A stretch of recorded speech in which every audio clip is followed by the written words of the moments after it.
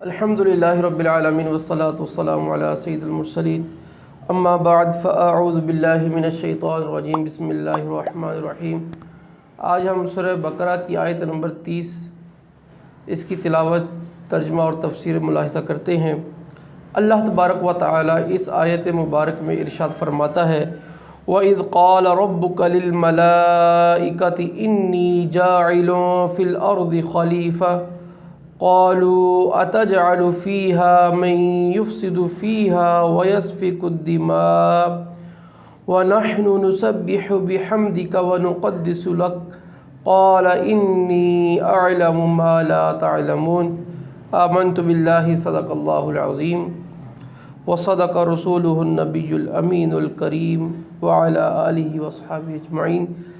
اللہ تبارک و تعالی نے ارشاد فرمایا، اور یاد کرو جب تمہارے رب نے فرشتوں سے فرمایا میں زمین میں اپنا نائب بنانے والا ہوں۔ فرشتے بولے کیا ایسے کو نائب کرے گا جو اس میں فساد پھیلائے اور خون ریزیاں کرے؟ اور ہم تجھے سراہتے ہیں، تیری تسبیح کرتے ہیں، تیری پاکی بولتے ہیں۔ تو اللہ تبارک و تعالیٰ نے فرمایا مجھے معلوم ہے جو تم نہیں جانتے۔ حضرت آدم علیہ السلام اور فرشتوں کے واقعات پر مبنی تبصرے سے پہلے ایک خلاصہ اس ساری بات کا سامنے رکھتا ہوں تاکہ اگلی بات کو سمجھنے میں آسانی رہے کہ اللہ تبارک و تعالیٰ نے حضرت آدم علیہ السلام کی تخلیق سے پہلے فرشتوں سے فرمایا کہ میں زمین میں اپنا خلیفہ بنانے والا ہوں۔ اس پر فرشتوں نے عرض کی اے اللہ عز و جل، کیا تو زمین میں ایسے کو نائب بنائے گا جو اس میں فساد پھیلائے گا، خون بہائے گا؟ حالانکہ ہم ہر وقت تیری تسبیح و تحمید کرتے ہیں، یعنی کہ ہم تیری خلافت کے زیادہ مستحق ہیں۔ اللہ تعالیٰ نے فرمایا کہ جو مجھے معلوم ہے وہ تمہیں معلوم نہیں۔ پھر اللہ تبارک تعالیٰ نے حضرت آدم علیہ السلام کی تخلیق کے بعد انہیں تمام چیزوں کے نام سکھا دیے، اور پھر ان چیزوں کو فرشتوں کے سامنے پیش کر کے فرمایا اگر تم اس بات میں سچے ہو کہ تم ہی خلافت کے مستحق ہو تو ان چیزوں کے نام بتا دو۔ فرشتے یہ سن کر انہوں نے عرض کی اے اللہ ہمیں تو صرف اتنا ہی علم ہے جتنا تو نے ہمیں سکھایا ہے، سارے علم ساری حکمت مالک تیرے پاس ہے۔ پھر اللہ تعالیٰ نے حضرت آدم علیہ السلام سے فرمایا آدم تم انہیں ان تمام اشیاء کے نام بتا دو۔ جب حضرت آدم علیہ السلام نے انہیں ان اشیاء کے نام بتا دیے تو اللہ تبارک و تعالیٰ نے فرمایا فرشتوں کیا میں نے تمہیں نہ کہا تھا کہ میں آسمانوں اور زمینوں کی تمام چھپی چیزوں کو جانتا ہوں اور میں تمہاری ظاہری اور پوشیدہ باتوں کو جانتا ہوں۔ اب اس آیت مبارکہ میں فرمایا کہ میں زمین میں اپنا نائب بنانے والا ہوں۔ خلیفہ اسے کہتے ہیں کہ جو احکامات جاری کرنے اور دیگر اختیارات میں اصل کا نائب ہوتا ہے۔ اگرچہ تمام انبیاء کرام علیہم السلام اللہ تعالیٰ کے خلیفہ ہیں، لیکن یہاں پر خلیفہ سے مراد حضرت آدم علیہ السلام ہے، اور فرشتوں کو حضرت آدم علیہ السلام کی خلافت کی خبر اس لیے دی گئی تھی کہ وہ ان کے خلیفہ بنائے جانے کی حکمت اللہ سے دریافت کرے اور ان پر خلیفہ کی عظمت و شان ظاہر ہو کہ ان کی پیدائش سے پہلے ہی انہیں خلیفہ کا لقب عطا کر دیا گیا اور آسمان والوں کو ان کی پیدائش کی بشارت دے دی گئی۔ اب فرشتوں کا یہ جو انداز کلام ہے یہ کیا ہے؟ اللہ تعالیٰ نے فرشتوں کے سامنے اس بات کو رکھا۔ اس میں اولاً یہ یاد رکھیں اللہ تعالیٰ پاک ہے مشورہ لینے سے، اللہ تعالیٰ کو کسی مشورے کی حاجت نہیں ہے۔ تو خلیفہ بنانے کی جو خبر ظاہری طور پر یہ مشورے کے انداز میں دی گئی ہے، یعنی حقیقتاً مشورہ نہیں ہے، یہ ایک اشارتاً ایک ہے کہ اللہ تعالیٰ نے فرشتوں سے مشورہ کیا، تو اشارتاً ان سے ایک مشورہ کرنا ہے۔ اور اس سے ہمیں معلوم یہ ہوتا ہے کہ جو بڑا ہے اسے کام کرتے ہوئے جو نیچے والے افراد ہیں ان سے مشورہ کر لینا چاہیے تاکہ ان کے ذہن میں اگر کوئی خلش ہے اس کا ازالہ ہو جائے، اور ان کی جانب سے کوئی مفید رائے ہے وہ اس کام کو مزید بہتر بنا دے۔ اور اللہ تعالیٰ نے تو اپنے حبیب صلی اللہ علیہ وآلہ وسلم کو اپنے صحابہ سے مشورہ کرنے کا حکم دیا، فرمایا وشاورہم فی الامر، کہ آپ ان سے کاموں میں مشورہ لیتے رہیں۔ اور انصار صحابہ کا جو وصف بیان کیا کہ وَأَمْرُهُمْ شُورَىٰ بَيْنَهُمْ، کہ صحابہ کرام باہمی مشورے سے کام کرنے والے، ان کا معاملہ باہمی مشورے سے ہے۔ اور حضرت انس بن مالک رضی اللہ تعالیٰ عنہ کی حدیث مبارک میں ہے کہ آقا علیہ الصلوۃ والسلام نے فرمایا کہ جس نے استخارہ کیا وہ کبھی نامراد نہیں ہوگا، اور جس نے مشورہ کیا کبھی وہ شرمندہ نہیں ہوگا، اور جس نے میانہ روی اختیار کی وہ کبھی کنگال نہیں ہوگا۔ تو مشورہ کرنا انتہائی اہم ہے۔ اور پھر اس کے بعد فرشتوں نے یہ جو کہا کہ اتجعل فیہا من یفسد فیہا، کیا تو ایسے کو خلیفہ بنائے گا جو زمین میں فساد پھیلائے گا؟ اس کلام سے فرشتوں کا مقصد اعتراض کرنا نہیں تھا، فرشتوں کا مقصد تعجب کا اظہار تھا اور حکمت معلوم کرنا تھا کہ یہ تو زمین میں فساد پھیلائیں گے۔ اب جو زمین کو میں فساد پھیلائے گا یا مالک، تو اس کو خلیفہ بنا رہے، اس میں حکمت کیا ہے؟ تو اب یہاں پر فرشتوں کو کیسے پتہ چلا کہ یہ حضرت آدم علیہ السلام کی اولاد فساد پھیلائے گی؟ یاد رکھیے یہاں مراد حضرت آدم علیہ السلام نہیں ہے، بلکہ حضرت آدم علیہ السلام کی اولاد ہے کہ جو ناحق کے راستے پر چلے۔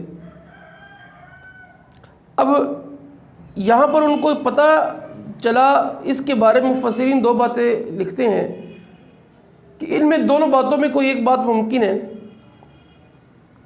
کہ ہو سکتا ہے کہ انہوں نے لوح محفوظ پر انسانوں کے بارے میں پڑھ لیا ہو، ان کو اتنا کہ علم دیا گیا ہو، تو انہوں نے لوح محفوظ سے پڑھ لیا ہو تو کہا کہ یہ تو زمین میں فساد کرے گا۔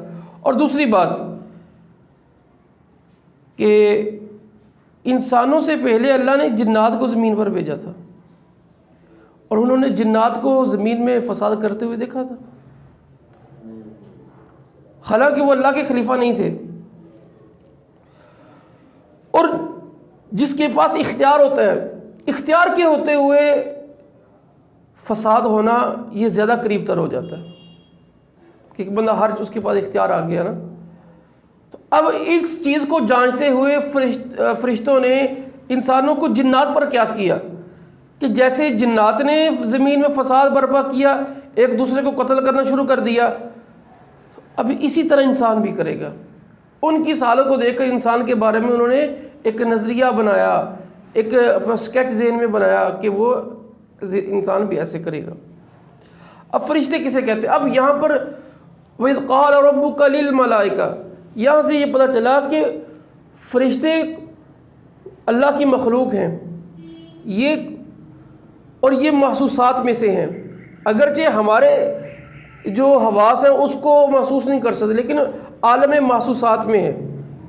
بعض کہتے ہیں کہ جیسے بعض لوگوں کا نظریہ کہ فرشتے ایک قوت کا نام ہے، جیسے دیکھنا ایک قوت ہے، سمجھنا ایک قوت ہے، محسوس کرنا ایک قوت کا نام ہے، حصی طور پر کوئی چیز نہیں ہے۔ یعنی میں دیکھ رہا ہوں، میرا دیکھنا، میری دیکھنا کوئی ایسی نہیں کہ جس کو محسوس کیا جا سکے۔ میری سماعت یہ ایک طاقت کا نام ہے، قوت کا نام ہے، یہ کوئی چیز نہیں ہے کہ جسے قید کر لیا جائے یا کسی کو پکڑ لیا جائے۔ تو بعض لوگوں نے نظریہ بنایا کہ ملائک جو ہیں، فرشتے جو ہیں، یہ محسوسات میں سے نہیں ہے، یہ صرف ایک قوت کا نام ہے بس۔ تو یہاں پر ان کا رد ہوتا ہے کہ اگر یہ قوت کا نام ہوتے تو اللہ تبارک و تعالیٰ کا ان سے کلام نہ ہوتا۔ تو اللہ تعالیٰ کا ان سے کلام کرنا، ان کا پھر اللہ تعالیٰ سے جواب یہ مکالمہ ہونا، اس بات کی دلیل ہے کہ وہ عالم محسوسات میں ہے۔